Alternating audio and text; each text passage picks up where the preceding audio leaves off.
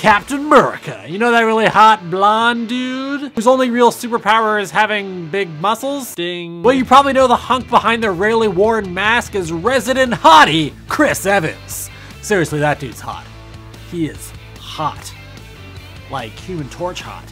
Because he was the Human Torch. But it wasn't always him. Captain America has a really weird history. In the same way that Batman has Adam West, Captain America has a bunch of terrible, god-awful adaptations. And no, I'm not talking about the 2011 version. Sorry, that was too easy. Before we had the Chris Evans version, we had Captain America in 1990, starring none other than Matt Salinger. You know that guy from that massive hit Revenge of the Nerd? Or that one episode of House? Of course you don't. Have you seen this movie? No, you haven't. That's because apparently it only grossed £10,000 in the UK.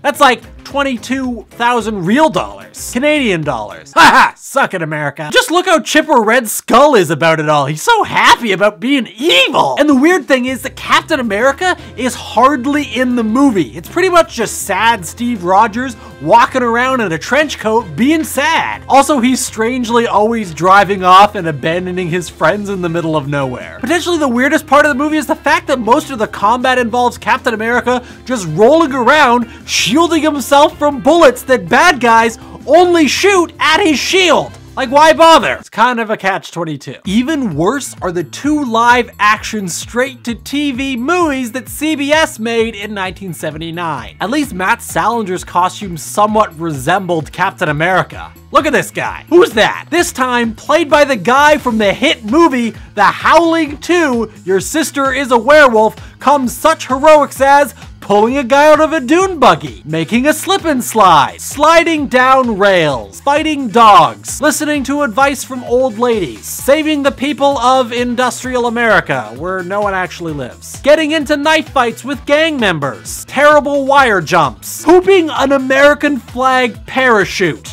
Why? And finally, wearing a child's bicycle helmet.